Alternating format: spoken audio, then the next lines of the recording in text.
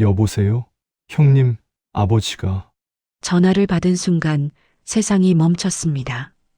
아버지는 그렇게 가셨습니다.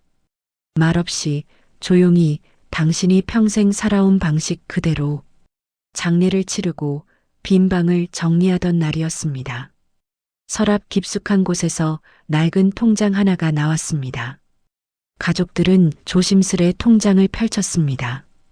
혹시 아버지가 우리 몰래 모아두신 돈이라도 있을까 하는 기대와 함께 하지만 그 안에 있던 건 돈이 아니었습니다. 1995년 3월 2일 마이너스 딸아이 대학 등록금 냈다. 잘 자라줘서 고맙다. 2003년 2월 28일 마이너스 아들 군대 무사히 전역. 오늘만큼은 소주 한 잔 더 마셔도 되겠지. 2010년 11월 15일 마이너스 아내 수술 잘 끝났다. 신에게 감사한다. 입금도 출금도 아닌 아버지의 마음이 적혀 있었습니다. 평생 말 한마디 없이 살아온 남자가 숨겨둔 것은 돈이 아니라 사랑의 기록이었습니다. 우리는 그제야 알았습니다. 아버지가 얼마나 우리를 사랑했는지를 이 통장 한 권이 우리에게 가르쳐 주었습니다. 사랑은 때로 침묵의 언어로 쓰인다는 것을. 아버지는 평생 말이 없는 사람이었습니다. 식탁에 둘러앉아도 명절에 친척들이 모여도 아버지는 늘 구석에 앉아 묵묵히 밥만 드셨습니다. 누가 말을 걸면 그래, 아니, 좋아 같은 짧은 대답만 하셨죠. 어렸을 때 저는 그런 아버지가 답답했습니다. 친구들 아버지는 농담도 잘하시고 학교 일도 물어봐 주시고 어깨동무도 해주시는데 우리 아버지는 왜 이렇게 차갑기만 할까? 저는 아버지가 우리를 사랑하지 않는 건 아닐까? 어린 마음에 그런 생각도 했습니다. 대학 입학식 날도 그랬습니다. 어머니는 새벽부터 일어나 김밥을 싸주시며 축하한다고 말씀하셨지만 아버지는 그저 신문만 보고 계셨습니다. 제가 아버지, 저 오늘 입학식이에요라고 말했을 때도 고개만 끄덕이실 뿐이었습니다. 잘 다녀와라. 그게 전부였습니다. 저는 실망했습니다. 내 인생의 중요한 날인데 아버지는 관심조차 없구나. 그렇게 생각했습니다. 하지만 지금 돌이켜보면 아버지는 그날 새벽 일찍 일어나 현관문을 닫고 계셨습니다. 제가 좋은 기운으로 집을 나서길 바라는 마음이었을 겁니다. 당신 나름의 방식으로 축하하고 계셨던 거죠. 저는 그걸 몰랐습니다. 아니, 알려고 하지 않았습니다. 아버지는 가족 앞에서도 표현이 서툴렀습니다. 제 동생이 처음 월급을 받아온 날 아버지께 용돈을 드리려고 했습니다. 어머니는 눈물을 글썽이시며 우리 아들 다 컸네라고 하셨지만 아버지는 그냥 돈을 받으시며 수고했어라고만 하셨습니다. 동생은 섭섭했을 겁니다. 더 큰 칭찬을, 더 따뜻한 말을 기대했을 테니까요. 설날이면 세배를 하러 가는데 아버지는 항상 세배돈을 주시면서 공부 열심히 해라, 건강 챙겨라 같은 뻔한 말씀만 하셨습니다.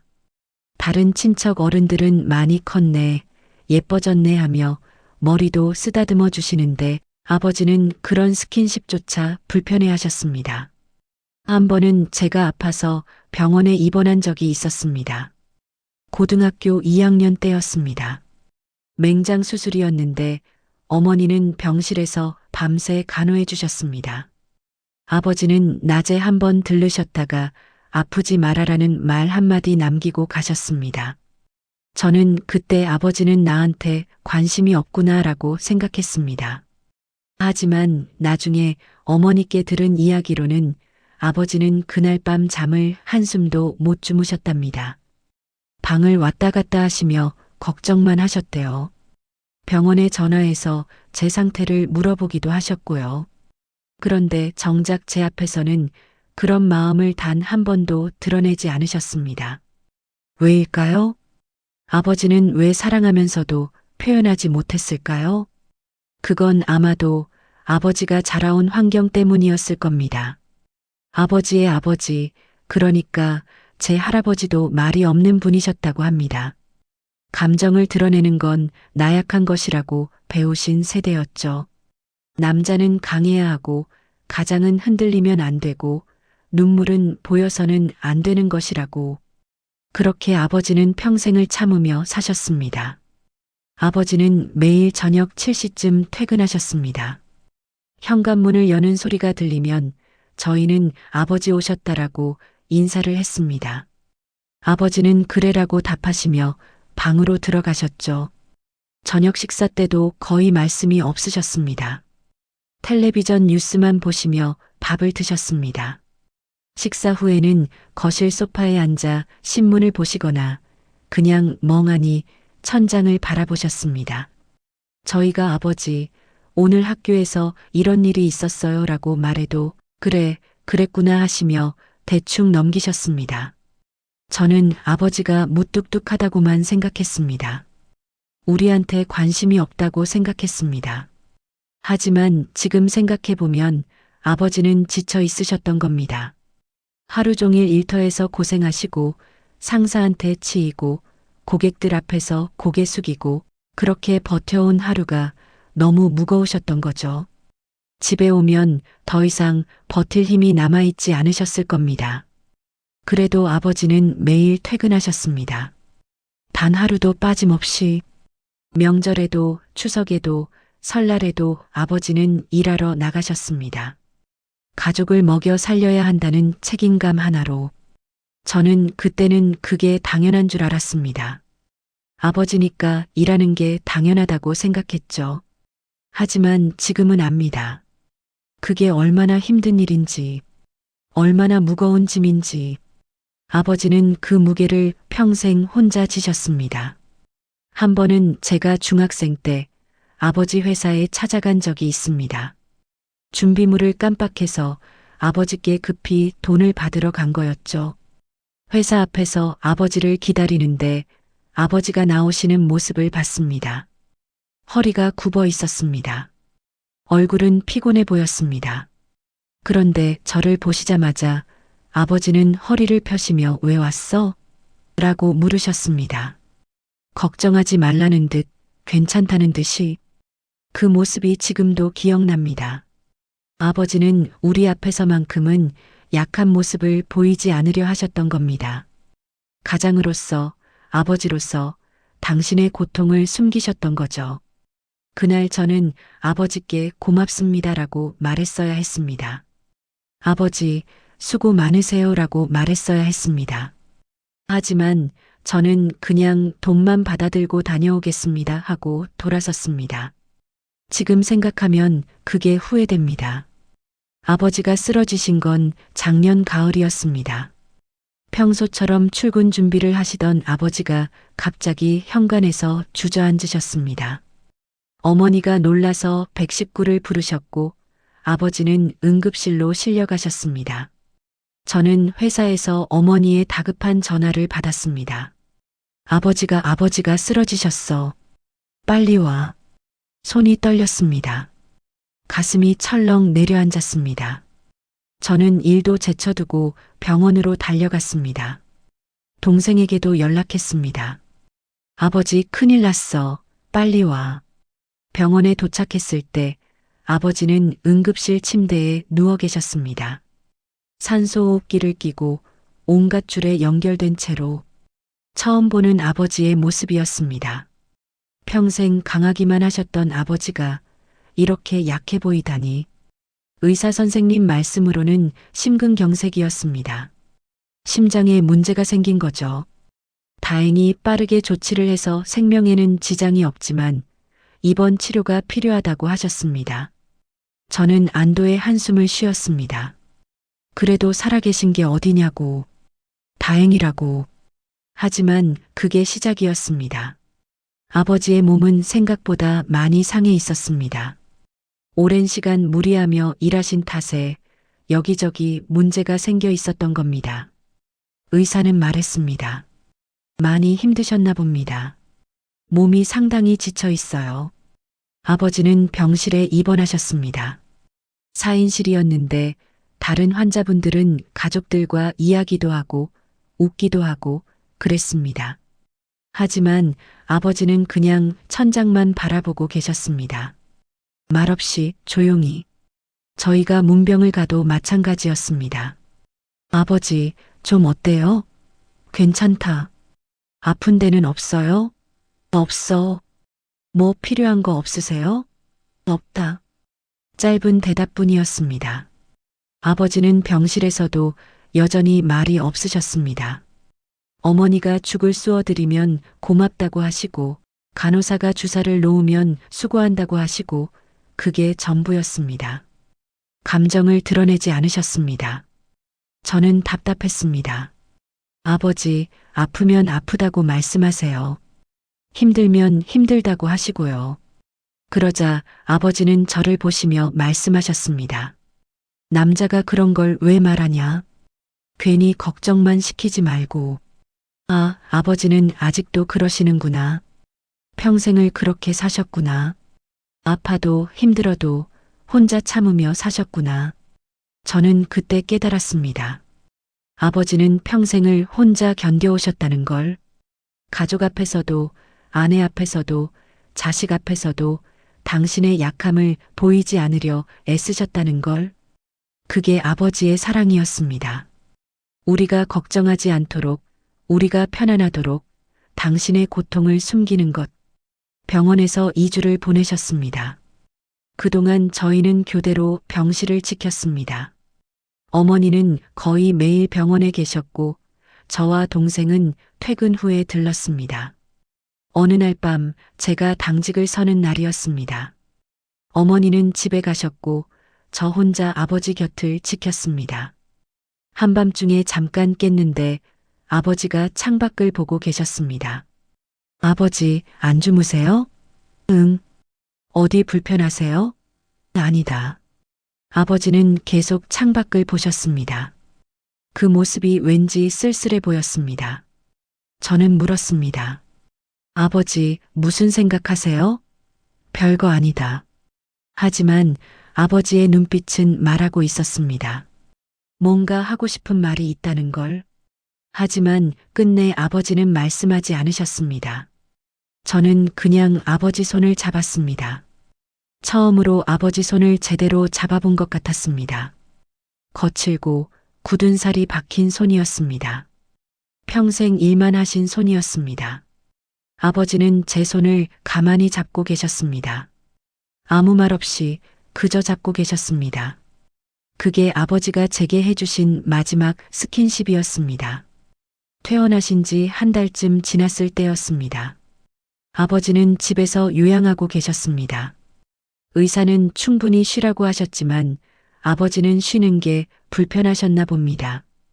가만히 있으면 오히려 답답해 하셨습니다. 언제까지 이렇게 있어야 하냐? 회사는 어떻게 돌아가고 있냐? 나 없으면 일이 안 되는데. 어머니가 아무리 말려도 소용없었습니다. 아버지는 결국 출근하셨습니다. 의사가 말렸는데도, 우리가 만류했는데도, 괜찮다. 조금만 일하고 올게. 그게 아버지의 마지막 말씀이었습니다. 회사에서 연락이 왔습니다. 아버지가 다시 쓰러지셨다고. 이번에는 뇌졸중이었습니다. 병원으로 옮겼지만 의식을 회복하지 못하셨습니다. 중환자실에서 사흘을 보내셨습니다. 저희는 교대로 면회를 갔습니다. 하루에 10분씩만 들어갈 수 있었습니다. 저는 아버지 손을 잡고 말했습니다. 아버지, 일어나세요. 제발 눈 떠주세요. 하지만 아버지는 대답이 없으셨습니다. 인공호흡기만 규칙적으로 소리를 내고 있었습니다. 동생도 왔습니다. 어머니도 계속 곁에 계셨습니다. 우리는 기적을 바랐습니다. 아버지가 다시 일어나시길, 다시 우리 곁으로 돌아오시길. 하지만 사흘째 되던 날 새벽 아버지는 그렇게 떠나셨습니다. 조용히 말없이 평생을 사셨던 것처럼. 의사가 나와서 말했습니다. 유가족분들 계십니까? 환자분이 운명하셨습니다. 그 순간 세상이 무너지는 것 같았습니다. 어머니는 주저앉으셨습니다. 여보 여보 부르며 우셨습니다. 동생은 벽에 기대서 울었습니다. 저는 그냥 멍하니 서 있었습니다. 믿기지 않았습니다. 어제까지만 해도 숨을 쉬고 계셨는데, 어제까지만 해도 심장이 뛰고 계셨는데, 아버지가 정말 가신 겁니다. 이제 다시는 아버지를 볼 수 없습니다. 다시는 다녀오겠습니다. 인사를 드릴 수 없습니다. 다시는 아버지의 그래라는 대답을 들을 수 없습니다. 장례식장으로 옮겼습니다. 3일장으로 치렀습니다. 많은 분들이 조문을 오셨습니다. 아버지 회사 동료들, 친척들, 이웃들, 모두들 아버지가 좋은 분이셨다고, 성실하셨다고, 책임감이 강하셨다고 말씀해 주셨습니다. 저는 그제야 알았습니다. 아버지가 밖에서는 어떤 사람이었는지를, 얼마나 많은 사람들에게 인정받는 분이었는지. 그런데 정작 가족인 우리는 아버지를 제대로 알지 못했습니다. 장례를 치르는 3일 동안 저는 계속 생각했습니다. 아버지께 더 잘해드릴 걸, 더 많은 대화를 나눌 걸, 더 자주 안부를 여쭐 걸. 하지만 이제는 늦었습니다. 아버지는 가셨습니다. 장례를 마치고 집으로 돌아왔을 때 집이 텅 빈 것처럼 느껴졌습니다. 아버지가 계셨던 자리가 너무 크게 느껴졌습니다. 거실 소파, 식탁의 안쪽 자리, 아버지가 늘 신으시던 슬리퍼, 모든 게 그대로인데 아버지만 안 계셨습니다. 어머니는 방에 들어가셔서 나오지 않으셨습니다. 아마 울고 계실 겁니다. 평생을 함께 하신 남편을 잃은 슬픔, 그건 자식인 저희가 감히 헤아릴 수 없는 깊이일 겁니다. 저와 동생은 거실에 앉아 있었습니다. 아무 말도 하지 않았습니다. 무슨 말을 해야 할지 몰랐습니다. 한참을 그렇게 있다가 동생이 말했습니다.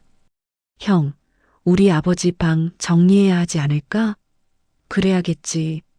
언제 할래? 모르겠어.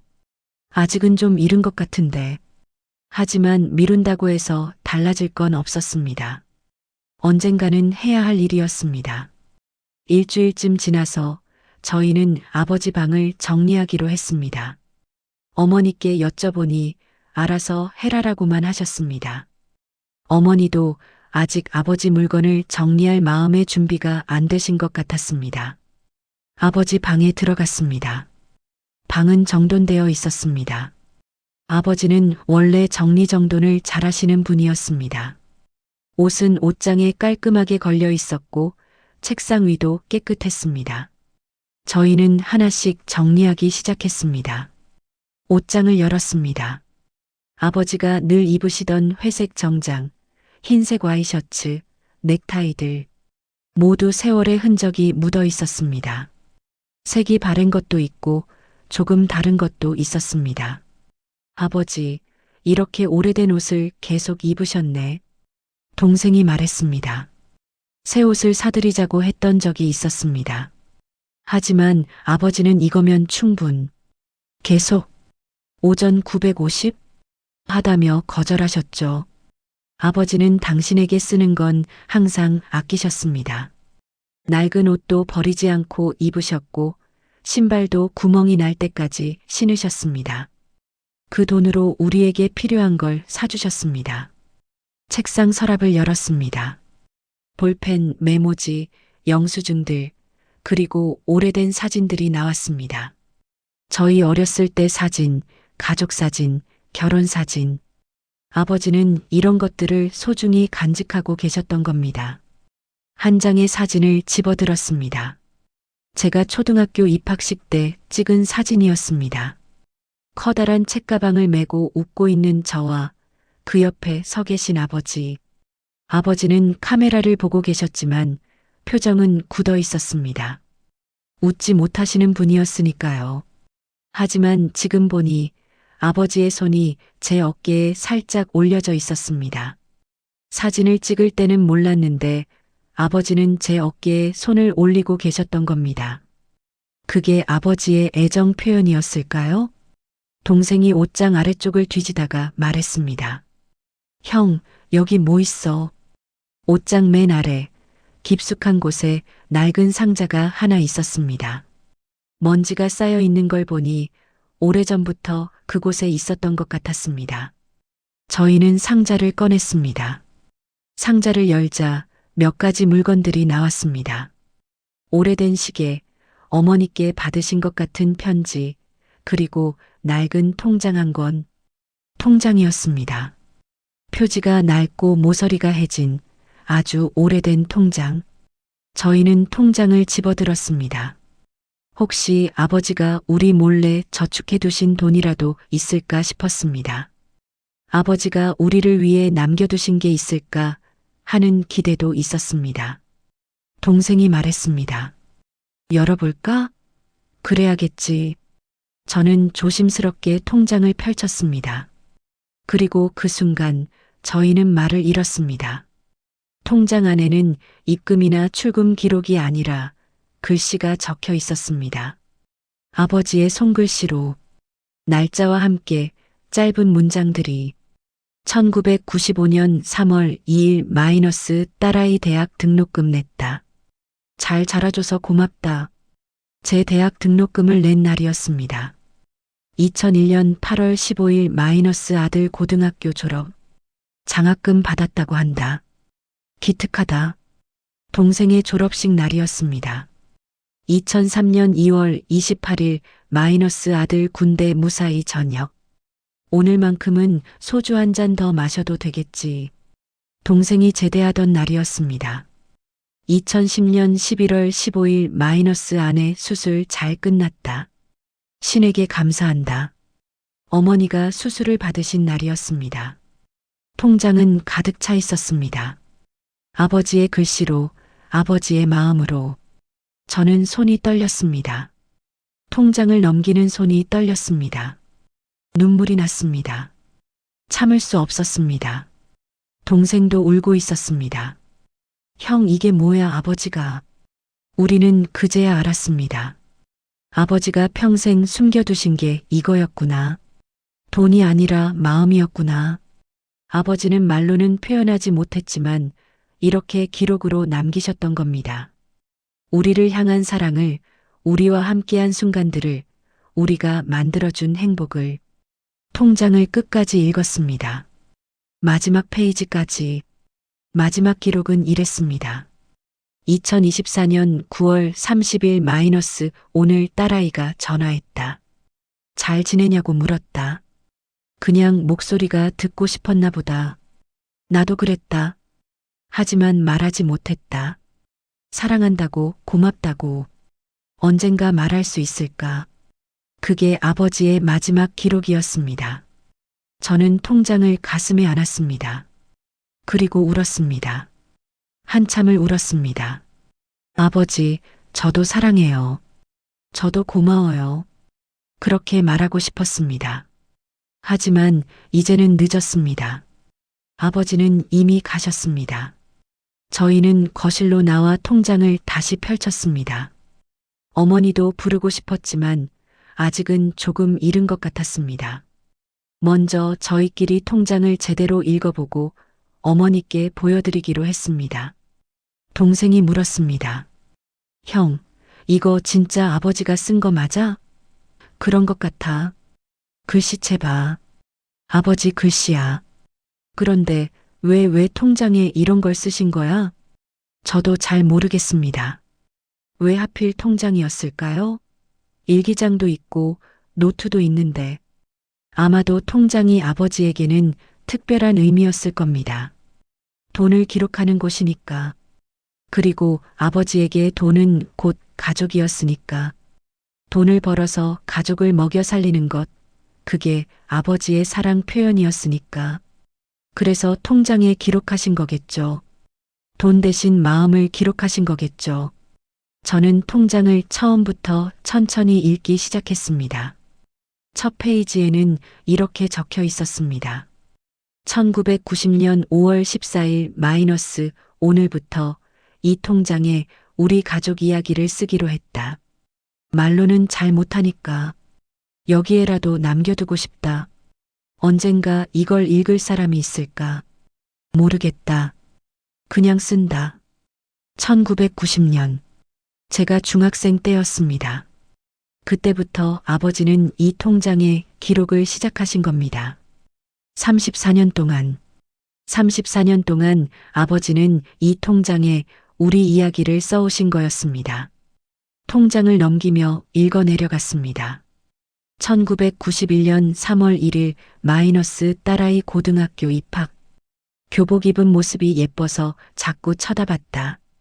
딸아이가 쑥스러워했다. 미안하다. 저는 그날을 기억합니다. 새 교복을 입고 거울을 보고 있었는데 아버지가 지나가시면서 잠깐 멈춰 서셨습니다. 그리고 저를 보셨죠. 저는 왠지 부끄러워서 뭐 보세요? 라고 했고 아버지는 아무것도 아니다 하시며 가셨습니다. 그게 전부였습니다. 그런 줄 알았습니다. 하지만 아버지는 제가 예뻐 보여서 쳐다보셨던 거였습니다. 그리고 그걸 미안해 하셨던 거였습니다. 왜 미안해 하셨을까요? 왜 당신의 감정을 드러내는 걸 미안해 하셨을까요? 1993년 12월 25일 마이너스 크리스마스. 아이들이 선물 받고 좋아했다. 자전거를 사줬더니 동생이 너무 좋아해서 하루 종일 탔다. 나는 그 모습을 보는 게 좋았다. 행복이 이런 건가 보다. 동생의 자전거. 빨간색 자전거였습니다. 동생이 얼마나 타고 싶어 했는지 아버지는 그 자전거를 사주시고 동생이 타는 모습을 하루 종일 보고 계셨던 거였습니다. 저는 그때 아버지가 거실에 앉아 계신 줄만 알았습니다. TV를 보고 계신 줄 알았습니다. 하지만 아버지는 동생을 보고 계셨던 거였군요. 행복해하는 아들을 보며 당신도 행복해하고 계셨던 거였군요. 1997년 2월 14일 마이너스 아내 생일. 꽃을 사갔다. 좋아할까 걱정했는데 좋아했다. 다음에는 더 예쁜 꽃을 사줘야겠다. 고맙다고 했다. 나도 고맙다. 아버지가 어머니께 꽃을 사가신 날이었습니다. 어머니는 정말 좋아하셨습니다. 여보, 이게 얼마만이에요? 라며 웃으셨죠. 아버지는 어색하게 웃으시며 별거 아니다라고 하셨습니다. 하지만 아버지 마음속에서는 이렇게 기뻐하고 계셨던 거였습니다. 아내가 좋아하는 모습에 감사하고 계셨던 거였습니다. 통장에는 이런 기록들이 가득했습니다. 아버지는 입금, 출금이 아니라 마음을 기록하셨습니다. 1998년 11월 20일 마이너스 딸아이 수능시험. 떨어질까봐 걱정했는데 붙었다. 대학생이 된다. 내 딸이 대학생이라니. 자랑스럽다. 2000년 6월 10일 마이너스 아들 첫 아르바이트. 편의점에서 일한다고 한다. 힘들 텐데 괜찮을까? 걱정된다. 하지만 아들도 이제 다 컸구나. 2002년 8월 8일 마이너스 아내와 여행 갔다. 오랜만에 둘이서 바다를 봤다. 아내가 좋아했다.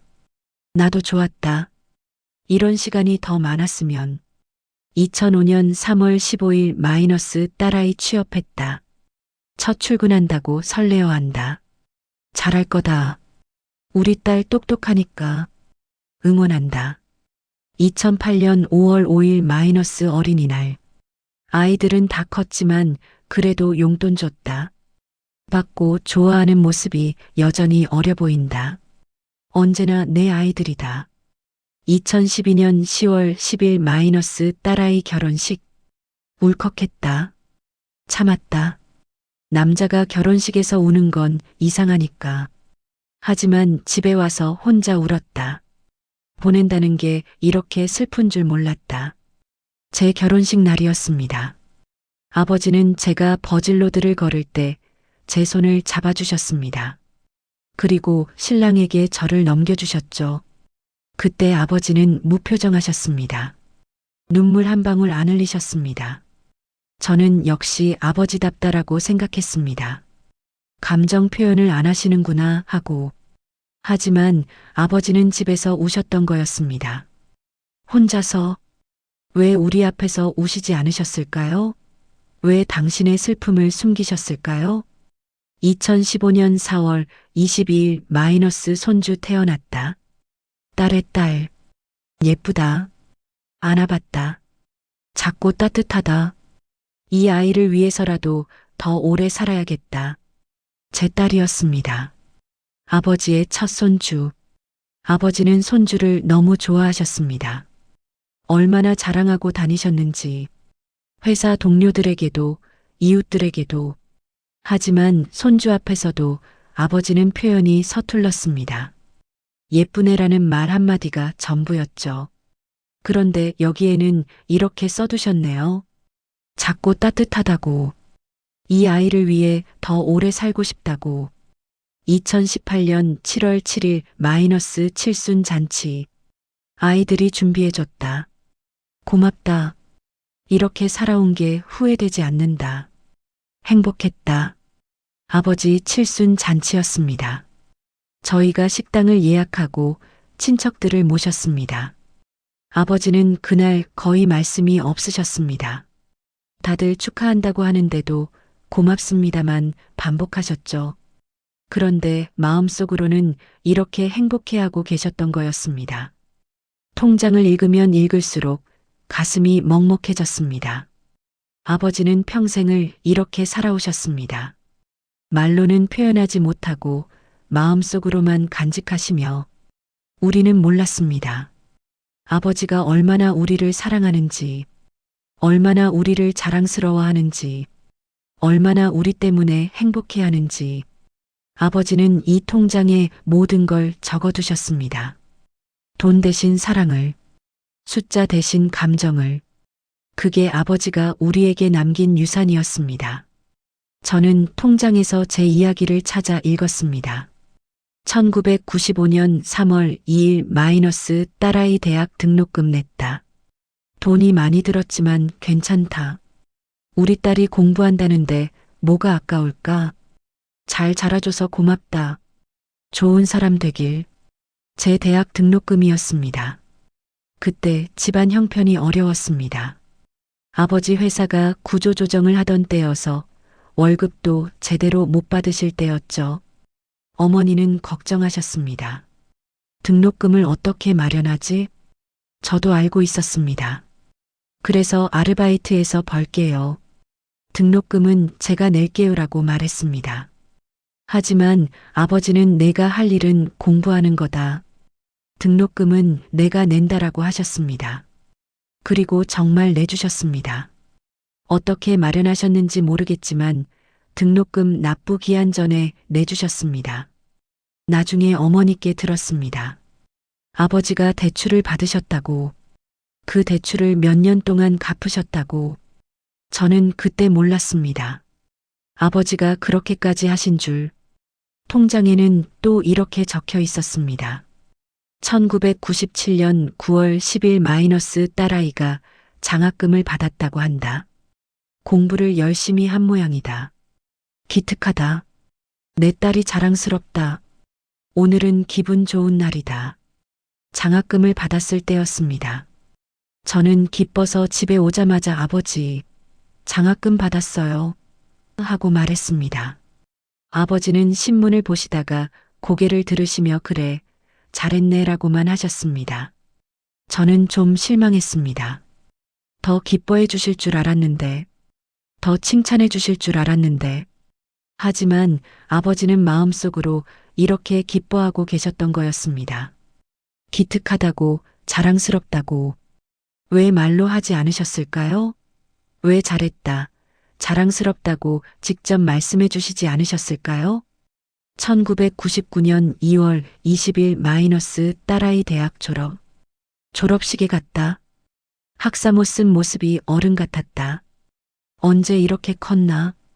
어제까지 어린애 같았는데. 사진 찍었다. 간직하고 싶다. 졸업식 날이었습니다. 아버지와 어머니가 오셨습니다.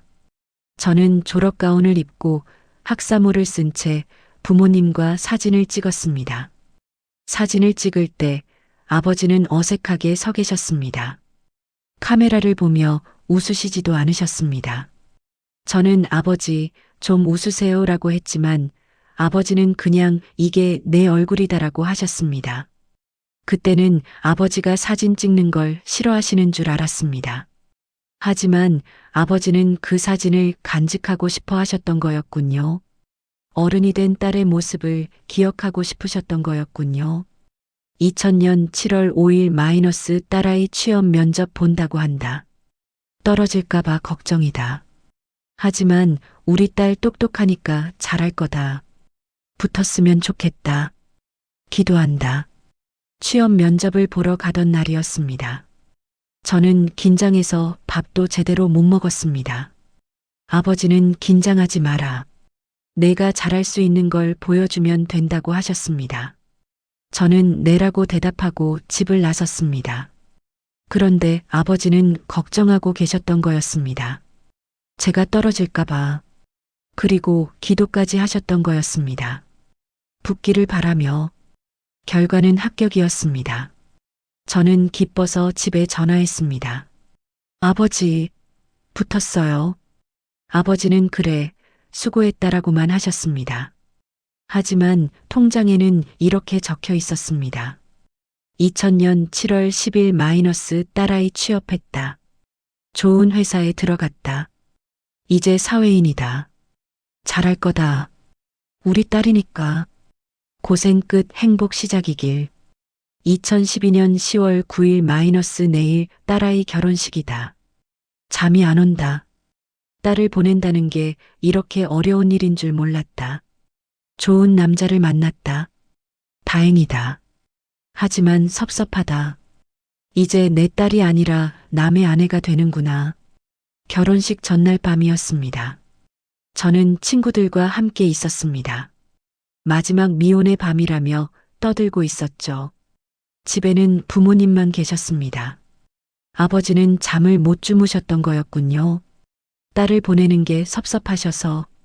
2012년 10월 10일 마이너스 딸아이 결혼식. 버질로드를 함께 걸었다. 손을 잡아줬다. 따뜻했다. 신랑에게 딸을 넘겨줄 때 마음이 찢어지는 것 같았다. 하지만 참았다.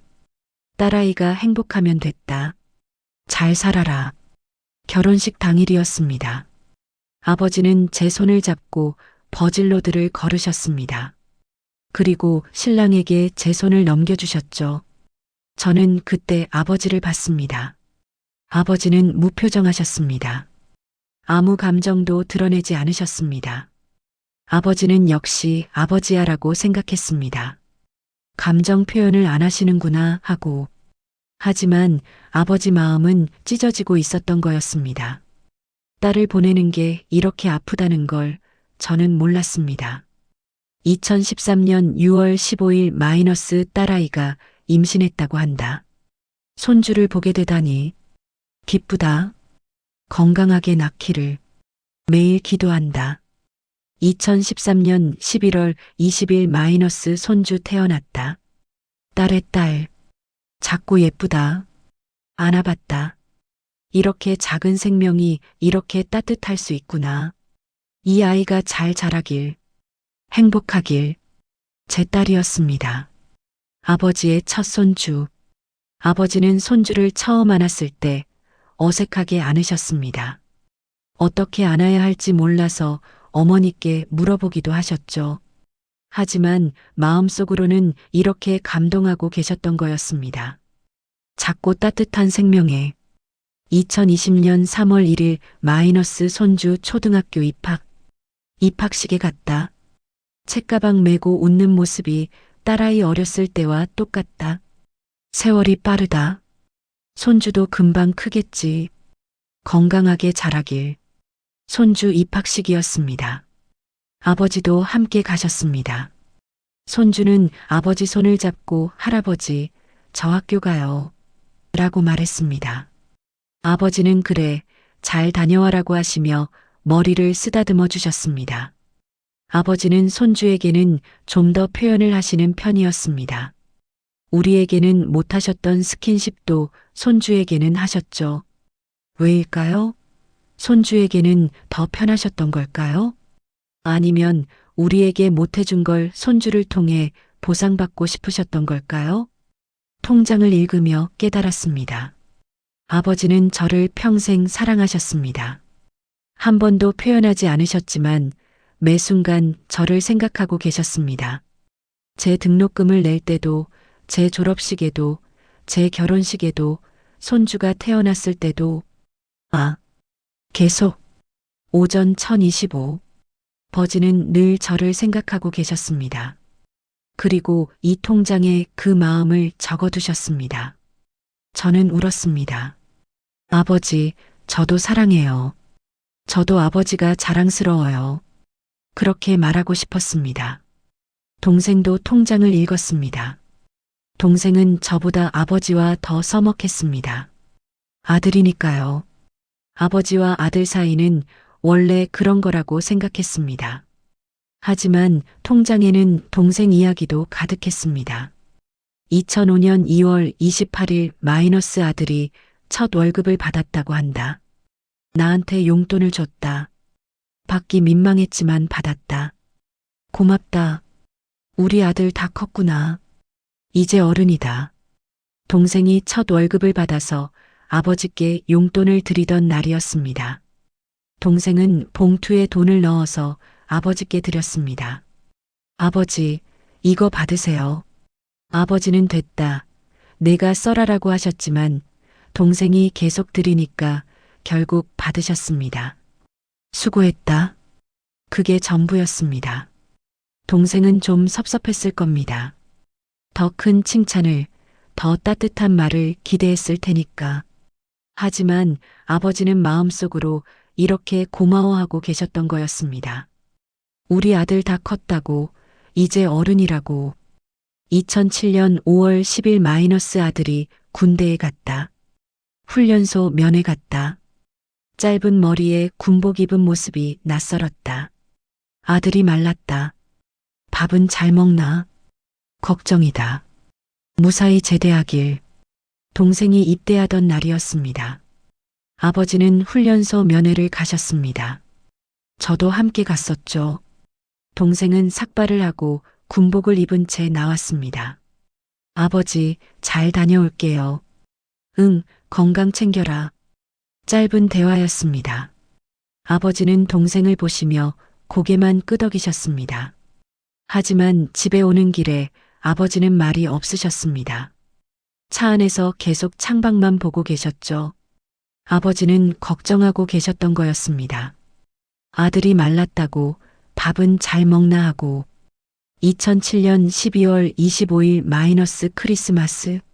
아들한테 편지 왔다. 군대에서 쓴 편지. 잘 지낸다고 한다. 걱정하지 말라고. 나도 편지를 쓰고 싶은데 뭐라고 써야 할지 모르겠다. 그냥 건강하길. 동생이 군대에서 보낸 편지였습니다. 저도 그 편지를 받습니다. 동생은 잘 지내고 있다고, 걱정하지 말라고 썼습니다. 아버지는 그 편지를 읽으시고 답장을 쓰고 싶으셨던 거였군요. 하지만 뭐라고 써야 할지 몰라서 못 쓰셨던 거였습니다. 감정 표현이 서툰 아버지였으니까요. 2008년 6월 15일 마이너스 아들 휴가 나온다고 한다. 오랜만이다. 보고 싶다. 하지만 말하지 못할 것 같다. 그냥 밥이나 많이 해달라고 어머니한테 부탁했다. 동생이 휴가를 나오던 날이었습니다. 아버지는 동생을 보고 싶어 하셨던 거였군요. 하지만 그걸 말로 표현하지 못하셨던 거였습니다. 대신 어머니께 밥을 많이 해달라고 하셨습니다. 그게 아버지의 사랑 표현이었습니다. 2009년 2월 28일 마이너스 아들 저녁. 무사히 돌아왔다. 감사하다. 오늘은 소주 한 잔 더 마셔도 되겠지. 아들아, 수고했다. 이제 내 인생을 살아라. 동생이 제대하던 날이었습니다. 아버지는 그날 저녁에 소주를 드셨습니다. 평소보다 조금 더 드셨죠? 아버지, 오늘 기분 좋으세요? 그냥 마시고 싶어서. 그게 전부였습니다. 하지만 아버지는 기뻐하고 계셨던 거였습니다. 아들이 무사히 돌아와서 2010년 8월 20일 마이너스 아들 취업했다. 좋은 회사에 들어갔다. 다행이다. 걱정했는데 이제 내 역할은 끝난 것 같다. 아이들 모두 자리를 잡았다. 홀가분하다. 하지만 섭섭하기도 하다. 동생이 취업하던 날이었습니다. 동생은 기뻐서 집에 전화했습니다. 아버지, 취업됐어요. 아버지는 그래, 잘했다라고 하시며 전화를 끊으셨습니다. 저는 옆에서 아버지, 좀 더 기뻐해 주시지 그래요라고 했습니다.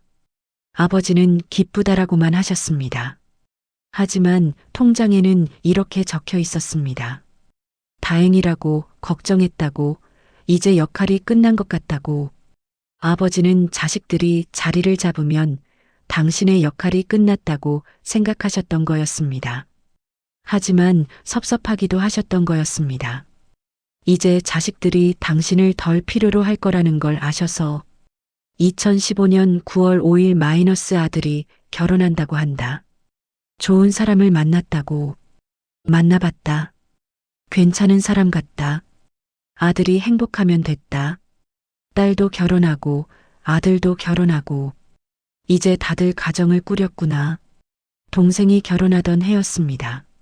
아버지는 예비 며느리를 만나셨습니다. 식당에서 식사를 하며 이야기를 나누셨죠. 아버지는 거의 말씀이 없으셨습니다. 그냥 식사만 하시고 가끔 그래라고만 하셨습니다. 동생은 나중에 제게 말했습니다. 형, 아버지가 별로 마음에 안 드시나 봐. 저는 아니야. 아버지가 원래 저러셔라고 했습니다. 하지만 아버지는 마음에 드셨던 거였습니다. 괜찮은 사람이라고 생각하셨던 거였습니다. 2016년 3월 20일 마이너스 아들 아이 태어났다. 아들의 아들. 손자다. 예쁘다. 건강하게 자라길. 아들도 이제 아버지가 됐구나. 나처럼 서툴러도 괜찮다. 사랑하면 된다. 동생 아들이었습니다. 아버지는 손자를 처음 보셨을 때 장래라고만 하셨습니다. 하지만 마음속으로는 이렇게 생각하고 계셨던 거였군요. 예쁘다고, 건강하게 자라길 바란다고. 그리고 동생에게 이렇게 말씀하고 싶으셨던 거였습니다. 서툴러도 괜찮다고, 사랑하면 된다고. 하지만 아버지는 그 말을 하지 못하셨습니다. 왜일까요? 왜 아버지는 이렇게 중요한 말들을 하지 못하셨을까요? 동생이 통장을 읽으며 울었습니다. 형, 나는 아버지가 날 안 좋아하시는 줄 알았어. 딸인 누나만 예뻐하시는 줄 알았어. 근데 아버지가 나도 이렇게 생각하고 계셨다니. 저는 동생의 어깨를 안아주었습니다. 아버지는 우리 모두를 사랑하셨어. 그냥 표현을 못하셨을 뿐이야. 동생이 말했습니다. 형, 나 아버지한테 한 번도 사랑한다고 말 안 했어. 한 번도. 나도 그래. 이제 말할 수도 없잖아. 응, 이제는 늦었어. 우리는 한참을 울었습니다. 통장에는 어머니 이야기도 많았습니다. 아버지가 어머니를 얼마나 사랑하셨는지 우리는 잘 몰랐습니다. 아버지는 어머니 앞에서도 표현이 없으셨으니까요. 하지만 통장에는 다 적혀 있었습니다. 2010년 11월 15일 마이너스 아내 수술 잘 끝났다. 신에게 감사한다. 무섭다. 아내 없이 어떻게 사나. 다행이다. 정말 다행이다. 어머니가 수술을 받으신 날이었습니다. 자궁근종 수술이었습니다. 큰 수술은 아니었지만 그래도 수술은 수술이었죠. 아버지는 수술실 밖에서 기다리셨습니다. 저희도 함께 기다렸습니다. 아버지는 복도를 왔다 갔다 하셨습니다. 의자에 앉았다가 일어나시고 다시 앉으시고 저는 아버지 괜찮을 거예요 라고 말했습니다. 아버지는 알아라고만 하셨습니다. 하지만 마음속으로는 이렇게 무서워하고 계셨던 거였습니다. 아내 없이 어떻게 사나 하고. 수술이 끝나고 의사가 나왔습니다. 잘 끝났습니다. 아버지는 고개를 숙이며 감사합니다라고 하셨습니다. 저는 그때 아버지의 손이 떨리는 걸 봤습니다. 안심하셔서 떨리는 거였습니다. 2011년 4월 14일 마이너스 결혼기념일. 30년이 됐다. 30년 동안 고생만 시켰다. 미안하다. 고맙다. 말하지 못한다. 꽃을 샀다. 이것밖에 못 해준다. 아버지와 어머니의 30주년 결혼기념일이었습니다. 아버지는 그날 꽃을 들고 오셨습니다. 빨간 장미 한 다발. 어머니는 놀라셨습니다. 여보, 이게 뭐예요? 아버지는 그냥이라고만 하셨습니다. 어머니는 웃으시며 고마워요라고 하셨습니다. 아버지도 어색하게 웃으셨습니다. 저는 그 모습을 보며 아버지도 로맨틱할 줄 아시네라고 생각했습니다. 하지만 아버지는 마음속으로 미안해하고 계셨던 거였습니다. 고생만 시켰다고, 이것밖에 못 해준다고. 1997년 4월 14일 마이너스 결혼 16주년. 아내에게 뭘 해줘야 할까? 생각해봤지만 모르겠다. 그냥 꽃이라도 사야겠다. 좋아할까? 2003년 4월 14일 마이너스 결혼 22주년. 아내가 나이 들었다. 주름이 생겼다. 하지만 여전히 예쁘다. 나 때문에 고생했다. 젊었을 때 더 잘해줄걸. 2015년 4월 14일 마이너스 결혼 34주년. 이제 우리도 노인이다. 아내 손에 주름이 많다. 평생 나를 위해 일한 손이다. 고맙다. 사랑한다. 말하지 못한다. 2020년 4월 14일 마이너스 결혼 39주년. 곧 40년이다. 40년 동안 같이 살았다. 앞으로도 계속 함께하고 싶다. 아내가 건강하길, 나보다 오래 살기를. 매년 결혼기념일마다 아버지는 기록을 남기셨습니다. 어머니를 향한 마음을. 하지만 단 한 번도 어머니께 직접 말씀하지는 않으셨습니다. 왜일까요? 왜 사랑한다고 말씀하지 못하셨을까요? 1995년 2월 14일 마이너스 아내 생일. 케이크를 샀다. 좋아했다. 나도 기쁘다. 2000년 2월 14일 마이너스 아내 생일. 목걸이를 샀다. 비쌌지만 괜찮다. 아내가 좋아하면 된다. 2008년 2월 14일 마이너스 아내 생일. 무엇을 해줘야 할까? 항상 고민이다. 저녁을 먹으러 갔다. 아내가 행복해 보였다. 나도 행복하다. 2018년 2월 14일 마이너스 아내 생일. 이제 우리도 늙었다. 하지만 아내는 여전히 예쁘다. 평생 고마웠다. 앞으로도 잘 부탁한다. 2024년 2월 14일 마이너스 아내 생일. 마지막이 될까? 아니길 바란다. 더 오래 함께하고 싶다. 아내 없이는 못 산다. 마지막 생일이었습니다. 아버지는 그때 이미 아프셨던 걸까요? 그래서 마지막이 될까봐 걱정하셨던 걸까요? 어머니께 통장을 보여드려야 할까요? 저는 어머니 방으로 갔습니다. 어머니, 왜? 이거 보세요. 저는 통장을 어머니께 드렸습니다. 어머니는 통장을 받아들고 천천히 펼치셨습니다. 그리고 읽기 시작하셨습니다. 한 줄 한 줄. 어머니의 눈에서 눈물이 흘렀습니다. 여보, 여보. 어머니는 통장을 가슴에 안으시며 우셨습니다. 이 사람이 이런 걸 써두고 있었구나. 어머니도 몰랐던 겁니다. 아버지가 이렇게 기록을 남기고 계신 줄. 어머니는 한참을 우시다가 말씀하셨습니다. 나도 몰랐어. 이 사람이 날 이렇게 생각하고 있었는지. 나는 이 사람이 날 사랑하는지조차 잘 모르겠었거든. 말을 안 하니까, 표현을 안 하니까. 어머니는 계속 통장을 읽으셨습니다. 여기 봐라. 내가 수술 받던 날. 이 사람이 이렇게 걱정했구나. 나는 몰랐어. 이 사람이 수술실 밖에서 기다리면서도 별말 안 하시니까. 여기는 결혼기념일. 매년 이렇게 기록해뒀네. 미안하다고, 고맙다고. 왜 나한테는 말 안 했을까? 왜 통장에만 써뒀을까? 어머니는 울면서 웃으셨습니다. 이 사람 참 정말 답답한 사람이야. 이런 거 나한테 말해주지. 왜 혼자 통장에 써놓고.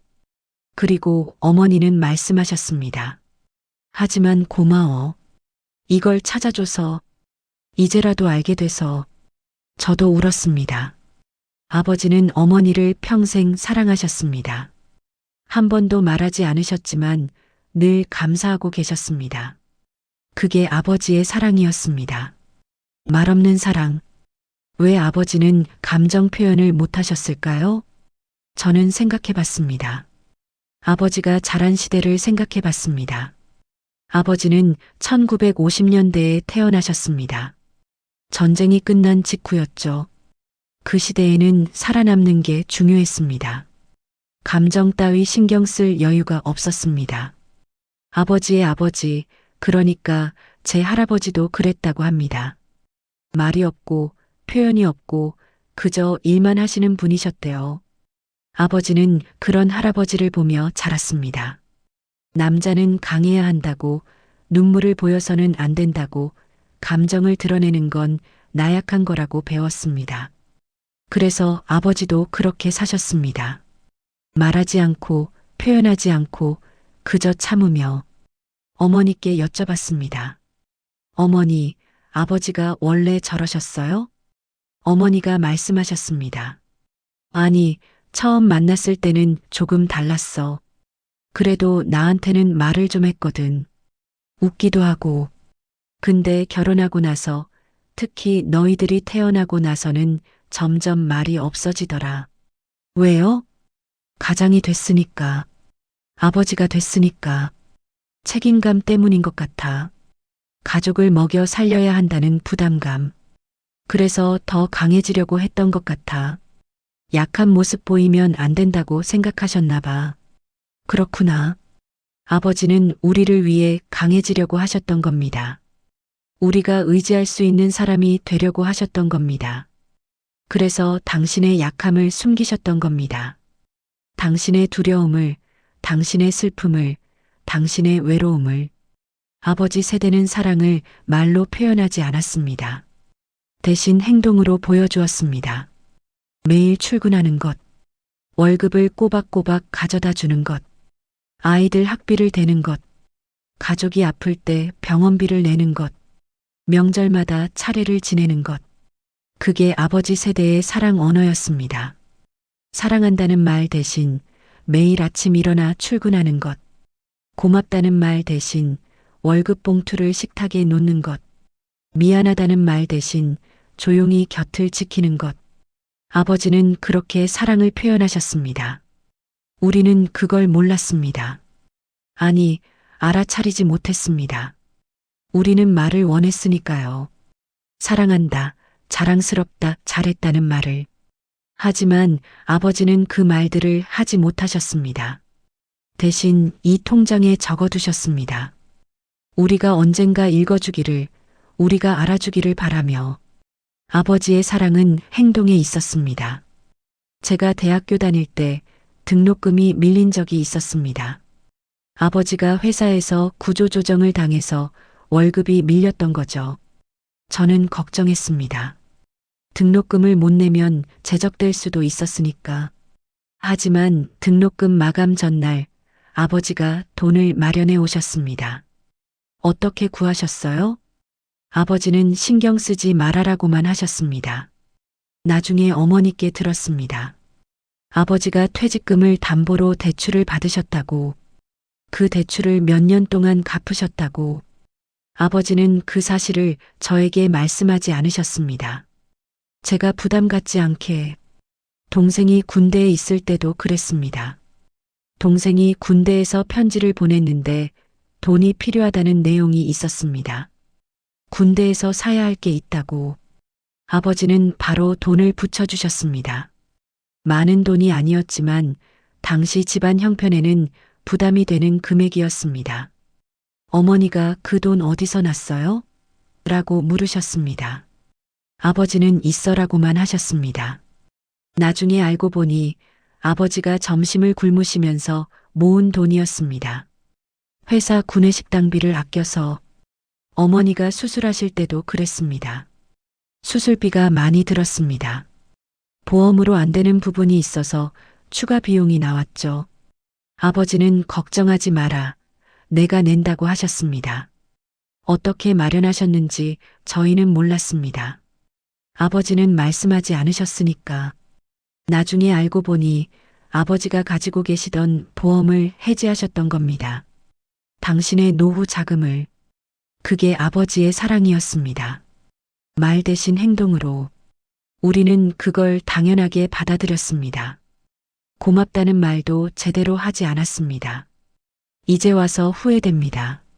아버지께 고맙습니다. 사랑합니다라고 더 많이 말할 걸. 하지만 이제는 늦었습니다. 아버지의 인생은 가난했습니다. 경제적으로는 여유가 없었습니다. 늘 빠듯하게 사셨죠. 저축할 여유도 없었고 여행 갈 여유도 없었습니다. 하지만 아버지의 인생은 풍요로웠습니다. 사랑으로, 가족을 향한 사랑으로 가득했습니다. 통장을 읽으며 깨달았습니다. 아버지는 가난했지만 불행하지 않으셨습니다. 힘들었지만 후회하지 않으셨습니다. 오히려 감사하며 사셨습니다. 1998년 1월 1일 마이너스 새해 첫날. 가족들과 떡국을 먹었다. 아이들이 웃는다. 아내도 웃는다. 행복하다. 돈은 없지만 계속. 오전 1037. 이것만으로도 충분하다. 2005년 10월 3일 마이너스 추석.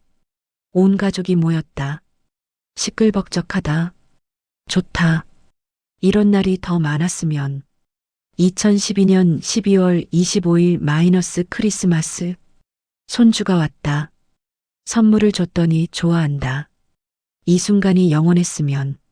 아버지에게 행복은 거창한 게 아니었습니다. 가족이 함께 밥 먹는 것, 아이들이 웃는 것, 손주가 노는 것. 그게 아버지의 행복이었습니다. 아버지는 평생 돈을 벌기 위해 사셨습니다. 하지만 돈이 목적은 아니었습니다. 돈은 수단이었습니다. 가족을 지키기 위한. 통장에는 이런 기록도 있었습니다. 2000년 6월 15일 마이너스. 오늘 회사에서 보너스를 받았다. 많은 돈은 아니지만 기쁘다. 이 돈으로 아내한테 옷을 사줘야겠다. 딸한테는 책을, 아들한테는 운동화를. 2010년 9월 1일 마이너스. 월급이 올랐다. 조금이지만 올랐다. 이제 아이들한테 부담 덜 주겠지. 다행이다. 2015년 12월 31일 마이너스. 올해도 끝난다. 돈을 많이 못 벌었다. 아이들한테 미안하다. 하지만 최선을 다했다. 내년에는 더 열심히 해야지. 아버지에게 돈은 사랑을 표현하는 방법이었습니다. 가족을 위해 쓸 수 있는 돈. 그게 아버지의 기쁨이었습니다. 반대로 돈을 못 버는 건 아버지에게 죄책감이었습니다. 2008년 3월 15일 마이너스. 오늘 딸아이가 여행 가고 싶다고 했다. 돈이 없어서 보내줄 수 없다. 미안하다. 좋은 아버지가 못 돼서. 저는 그날을 기억합니다. 친구들과 여행 가고 싶다고 말했었죠. 그랬더니 아버지가 나중에 가라라고 하셨습니다. 저는 삐쳤습니다. 왜 안 보내주시지? 친구들 아버지는 다 보내주시는데. 하지만 아버지는 미안해하고 계셨던 겁니다. 보내주고 싶은데 돈이 없어서. 저는 그걸 몰랐습니다. 2016년 5월 20일 마이너스. 아들이 차를 사고 싶다고 한다. 도와주고 싶은데 여유가 없다. 미안하다. 더 열심히 벌걸. 동생도 그랬습니다. 차를 사고 싶다고 했다가 아버지한테 거절당했죠. 동생은 서운해했습니다. 왜 도와주시지 않는 거야? 하지만 아버지는 도와주고 싶으셨던 겁니다. 여유가 없어서 못하셨을 뿐. 우리는 아버지를 원망했습니다. 하지만 아버지는 당신을 원망하고 계셨습니다. 아버지는 평범한 사람이었습니다. 특별한 재능도 없었고 큰 성공도 하지 못했습니다. 그냥 회사 다니는 평범한 직장인이었습니다. 하지만 아버지는 위대했습니다. 평범함 속에서 위대함을 보여주셨습니다. 매일 출근하는 것, 가족을 위해 일하는 것, 자식들을 키우는 것, 아내를 사랑하는 것, 그게 아버지의 위대함이었습니다. 통장에는 이런 기록이 있었습니다. 1995년 7월 20일 마이너스 오늘 너무 힘들었다. 회사에서 상사한테 혼났다. 집에 오고 싶지 않았다. 하지만 집에 왔다. 가족이 있으니까. 2003년 11월 10일 마이너스 몸이 아프다. 병원에 가야 하는데 시간이 없다. 참아야지. 쉴 수 없다. 가족을 위해. 2010년 8월 5일 마이너스 오늘도 야근했다. 피곤하다. 하지만 괜찮다. 이게 내일이니까. 가족을 위한 일이니까. 아버지는 힘들어도 참으셨습니다. 아파도 참으셨습니다. 쉬고 싶어도 쉬지 않으셨습니다. 가족을 위해서. 그게 아버지의 사랑이었습니다. 우리는 그걸 몰랐습니다. 당연하게 여겼습니다. 아버지니까 일하는 거지, 가장이니까 당연한 거지. 하지만 당연한 건 없었습니다. 아버지도 힘들었습니다. 아버지도 쉬고 싶었습니다. 그래도 버티셨습니다. 우리 때문에. 통장 마지막 페이지에는 이렇게 적혀 있었습니다. 2024년 10월 15일 마이너스 나는 좋은 아버지였을까? 좋은 남편이었을까? 잘 모르겠다. 표현을 못해서 가족들이 오해했을 수도 있다. 하지만 사랑했다. 정말 사랑했다. 그것만은 알아줬으면 좋겠다. 아버지가 마지막으로 쓰신 글이었습니다. 돌아가시기 한 달 전, 아버지는 걱정하셨던 겁니다. 우리가 오해할까봐. 하지만 아버지, 이제 알았어요. 아버지가 얼마나 우리를 사랑하셨는지, 얼마나 좋은 아버지셨는지 어머니께 여쭤봤습니다. 어머니, 아버지가 새벽에 일어나신 적 있어요? 어머니가 말씀하셨습니다. 있지. 너희가 학교 다닐 때 아버지가 새벽 5시에 일어나서 부업을 하셨어. 신문 배달도 하시고 대리운전도 하시고. 정말요? 저는 몰랐는데요. 너희가 모르게 하셨지. 너희 자는 동안에만 하셨으니까. 학비를 벌려고. 저는 몰랐습니다. 아버지가 그렇게까지 하셨는지. 어머니가 계속 말씀하셨습니다. 아버지가 퇴근하고 집에 오시면 잠깐 쉬시다가 또 나가셨어. 밤 10시쯤 대리운전하러. 새벽 2시, 3시에 들어오시고, 그러고 5시간 자시고 다시 출근하시고. 그럼 하루에 몇 시간이나 주무셨어요? 4, 5시간? 그것도 잘 때. 바쁘면 3시간도 안 주무셨어. 어떻게 그렇게 사셨을까요? 어떻게 그렇게 버티셨을까요? 어머니, 왜 그렇게까지 하셨어요? 너희 때문이지. 너희 학비 대려고. 등록금, 학원비, 참고서비 돈이 많이 들잖아. 아버지가 혼자 다 벌려고 하셨어. 저는 아무것도 몰랐습니다. 아버지가 밤마다 나가시는 줄도 몰랐고 새벽에 일하시는 줄도 몰랐습니다. 저는 그냥 학교 다니고 학원 다니고 친구들이랑 놀고 그렇게 살았습니다. 아버지가 그렇게 고생하시는 줄도 모르고. 어머니가 또 말씀하셨습니다. 아버지가 너희한테는 뭐든지 사주시면서 당신은 참 안 쓰셨어. 옷도 안 사시고 신발도 달아도 안 바꾸시고. 왜요? 돈 아끼려고. 너희한테 더 쓰려고. 저는 기억납니다. 아버지 옷은 늘 똑같았습니다. 회색 정장, 흰 셔츠, 검은 넥타이. 몇 년을 입으셔도 새로 안 사셨습니다. 아버지, 옷 새로 사세요. 제가 말하면 아버지는 이거면 충분하다고 하셨습니다. 신발도 그랬습니다. 구두 밑창이 닳아서 구멍이 날 때까지 신으셨습니다. 아버지, 신발 새로 사세요. 아직 신을 만하다. 그게 아버지 대답이었습니다. 어머니가 말씀하셨습니다. 아버지가 점심도 자주 걸으셨어. 돈 아끼려고. 회사 구내식당비도 아까우니까. 그래서 내가 도시락 싸드렸는데 그것도 밥만 드시고 나머지는 저녁으로 드시고 그러셨어. 왜요? 배고프실 텐데. 돈 아끼려고. 저녁값까지. 아버지는 당신을 위해서는 단 한 푼도 쓰지 않으셨습니다. 모든 걸 우리에게 쓰셨습니다.